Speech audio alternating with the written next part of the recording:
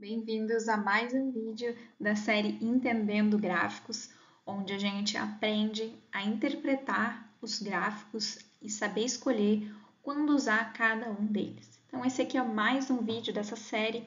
Se quiser assistir os outros vídeos, dá uma olhadinha aqui na descrição, assim como também o meu site, onde tem o meu serviço de consultoria estatística, onde eu posso te ajudar a interpretar e também a elaborar a análise estatística do teu trabalho, e também os meus cursos que auxiliam a escrita, a apresentação de trabalhos acadêmicos. Então, eu sou a Mariana Goldin, seja bem-vindo ao canal. Se inscreve aqui no canal também, que é gratuito, e curte o vídeo se tu também quer aprender mais sobre análise estatística, a gráficos, a conseguir desenvolver os teus artigos científicos com muito mais tranquilidade. Então, nesse vídeo, a gente vai estar falando em específico sobre o gráfico Boxplot, que muita gente tem medo, mas depois desse vídeo tenho certeza que todo mundo vai conseguir interpretar com muita tranquilidade esse tipo de gráfico. Primeiro, a gente precisa entender quando a gente deve utilizar um gráfico do tipo Boxplot. A gente vai utilizar em duas situações. Então, quando a gente quer apresentar dados com distribuição não normal, ou seja, dados que não têm aquela curva de Gauss na apresentação dos dados, né, com dados homogêneos centrais e dados raros extremos. E quando a gente quer apresentar resultados de análise estatística não paramétrica, que justamente é o tipo de teste estatístico que a gente vai estar utilizando para dados com distribuição não normal. Então, isso aqui são complementares. Sabendo disso, vamos ver como é que é o gráfico. Então, eu fiz aqui um exemplo para vocês e depois eu vou mostrar alguns exemplos de artigos científicos para a gente dar uma interpretada nesses gráficos que a gente vê, então, algumas diferenças, mas vamos começar aqui com um bem simples. Então, aqui nesse gráfico a gente tem a apresentação de uma dosagem, ali de miligramas por ml, apresentado aqui no eixo vertical, variando de 0 a 200, de homens, que são os dados apresentados em azul, e em mulheres, os dados apresentados em vermelho. Então, nesse gráfico, a gente consegue ver o quê? Que tem vários riscos, né? Várias linhas, justamente por isso que ele se chama box plot, porque cada um fica com uma caixinha central e esses outros riscos, né? Esse T para cima e esse T invertido, complementando essas informações. Então, nesse tipo de gráfico, a gente consegue apresentar 5 informações numéricas de uma maneira só. Então, por isso que é um gráfico muito rico de informações. Então, fica aqui que a gente vai entender o que cada uma dessas linhas significa. Primeiro, o valor central. Esse é o valor, digamos que, entre aspas, mais importante, porque é o valor da mediana. Essa vai ser a informação de tendência central que a gente utiliza para apresentar dados com distribuição não normal, para uma estatística não paramétrica. O que a gente compara é a mediana dos grupos. Então, essa linha central do quadradinho vai ser a mediana, que representa onde está o ponto central de todos esses valores, É onde está 50%.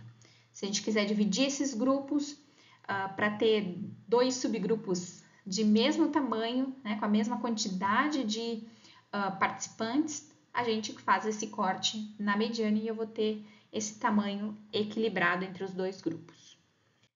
Depois, na linha superior que fecha essa caixa central, eu tenho o intervalo interquartil superior, que representa o ponto de corte de 75%. E complementando, fechando a caixinha, na linha inferior, eu tenho o intervalo interquartil inferior, que é o de 25%.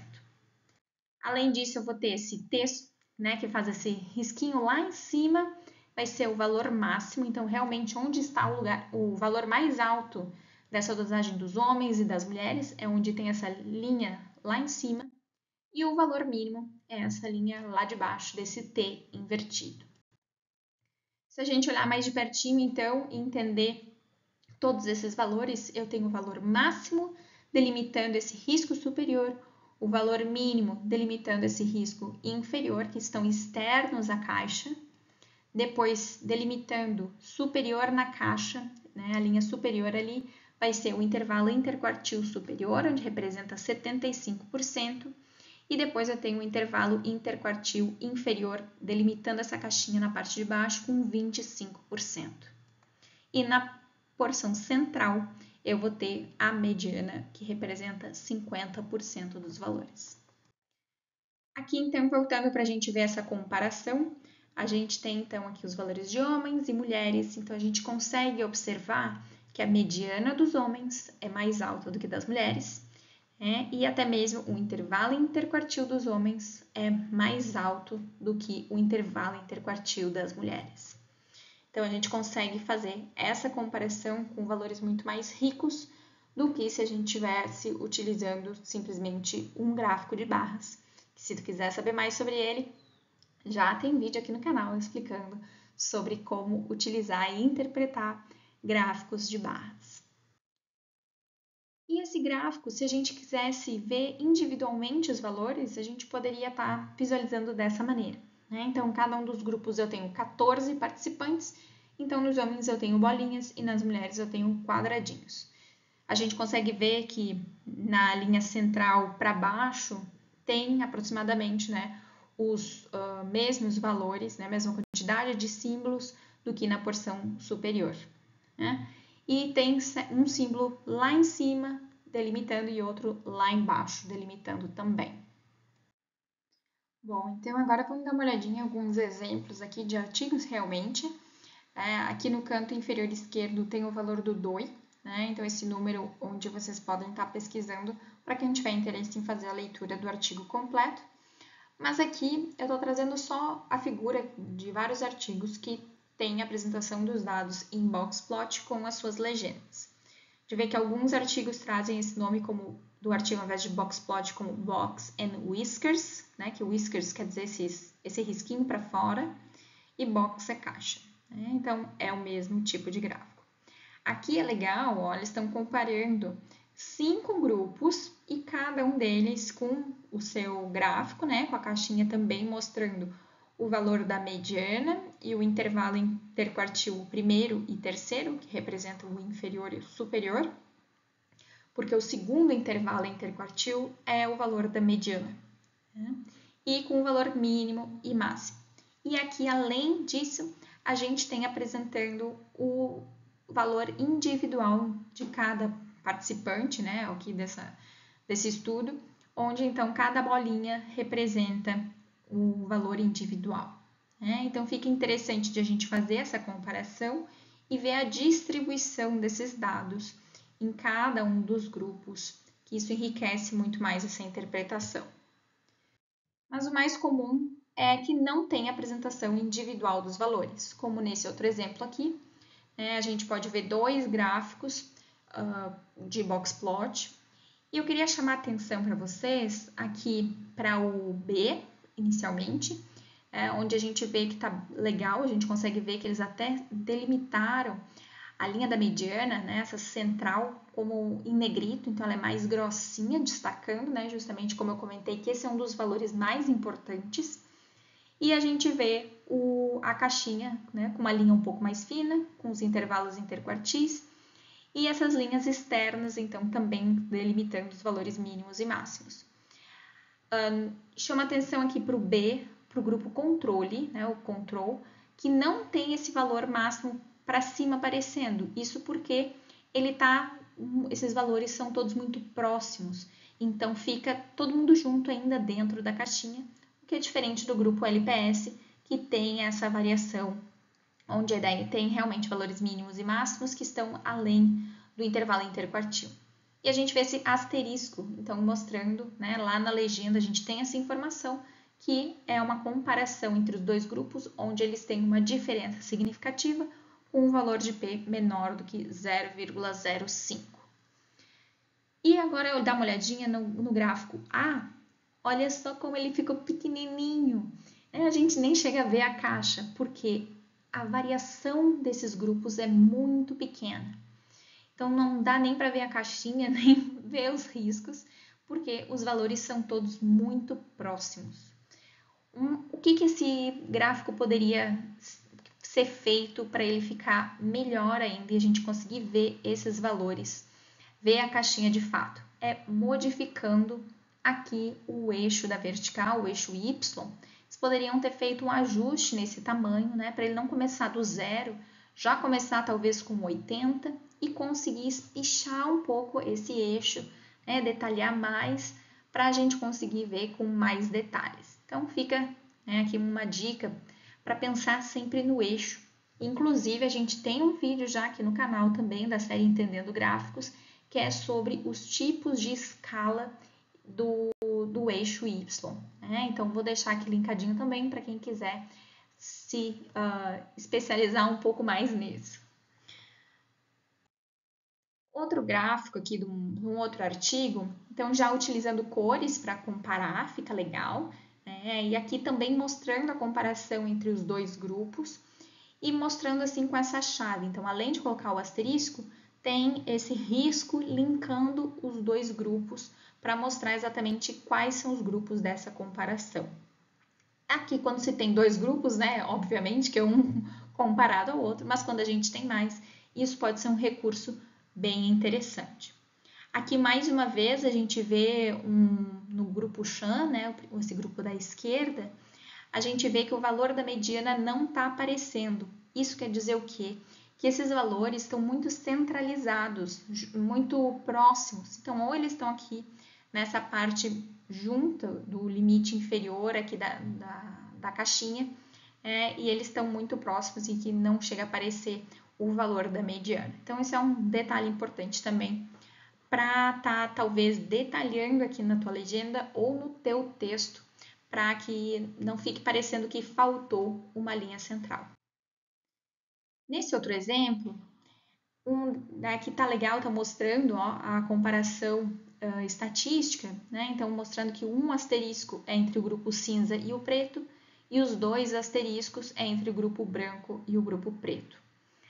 Aqui a gente vê uma maneira legal que eles fizeram para tentar melhorar a apresentação desses dados, né, em relação ao eixo. A gente pode ver do lado esquerdo aqui, ó, que eles quebraram o eixo, né, ele está dividido em duas partes, a parte superior que varia de 0 a 50 e depois vai lá de 90 a 150. Isso porque esse grupo bem da direita, o da caixa preta, ele então está aqui com valores máximos muito altos. Então a gente vê que o risco aqui que está linkando para delimitar, além da caixa preta, né, da caixa central ali onde mostra os intervalos interquartis, para até o valor máximo, ali ele está com uma falha, né, não é um erro do gráfico, é isso mesmo, tem essa falha, para mostrar essa quebra do eixo Y. Então é uma estratégia bem legal de estar utilizando para conseguir apresentar melhor, né, aqui esse grupo branco e o grupo cinza, para que essa caixinha seja visível, diferente do que aquele outro gráfico que a gente viu anteriormente, que não dava para ver. Só um detalhe que poderia estar aqui ainda melhor é ter colocado o valor da mediana, né, a linha da mediana, no grupo preto em branco, né, ou em cinza, porque a gente não consegue ver nesse grupo onde é que está a mediana. Nesse outro exemplo aqui, só para a gente ver que pode utilizar vários símbolos simultaneamente, né? Aqui no gráfico D, a gente pode observar asteriscos e jogo da velha simultaneamente, então mostrando diferentes comparações, mas é importante sempre isso estar apresentado aqui na legenda. E aqui ficou legal que eles conseguiram utilizar nesse gráfico com escala de cinza, grupo branco, cinza em duas tonalidades diferentes. Bem assim, não tem o problema que a gente viu no gráfico anterior, né, de usar a cor preta, que daí a gente não vai conseguir ver essa linha de tendência central, né, que é a nossa mediana. Então, é importante aqui ter essas linhas todas visíveis, né, para que consiga fazer a interpretação correta das informações. Mais um gráfico aqui só para a gente finalizar e ver que outra maneira de apresentar essa comparação estatística, ao invés de mostrar por símbolos, pode ser utilizado letras, né, onde cada grupo vai ter uma letra e essa comparação aqui a gente vai observar pela presença das letras em cada um dos grupos. Mas isso tem que estar tudo sempre sendo apresentado aqui na legenda, porque um gráfico ele tem que ser autoexplicativo, ou seja, a gente tira do texto e consegue interpretar ele só fazendo a leitura da legenda. E aqui ele é um gráfico que está dizendo bem direitinho, né, que tem ali a linha central que é mediana, o intervalo interquartil, e ele diz que essas linhas externas não são os valores mínimos e máximos, mas sim os valores de Tukey. Então, Tukey vai ser uma maneira calculada de estar indicando o valor de intervalo de confiança de 95%. Então, por isso que a gente vê alguns pontinhos extras, né? Aqui no grupo, ali onde tem AC, a gente vê duas bolinhas, no AD também e no BC tem uma. Então, porque essas são valores que estão além desse intervalo de confiança calculado, então são valores extremos, são valores que estão, digamos que além do que deveria ser, né, do que seria essa tendência da apresentação desse grupo como um todo. Então, uma maneira de estar, digamos que enxugando um pouco essa linha externa da caixa é uma maneira interessante também, que vale a pena pensar, mas de apresentar os seus dados, mas o comum é como os anteriores, com valor mínimo e máximo. Bom, então espero que tenha entendido como fazer a interpretação dos gráficos do tipo boxplot, e que isso não seja mais um bicho de 7 cabeças e que agora tu consiga escolher esse tipo de gráfico para o teu trabalho e tu consiga interpretar esses dados com muito mais confiança nos artigos científicos que tu for fazer a leitura. Então, assiste aqui esses outros vídeos e qualquer dúvida que tu tiver, pode deixar aqui nos comentários. Qual que é o outro tipo de gráfico que tu também quer que apareça aqui nos próximos vídeos da série Entendendo Gráficos. Até mais!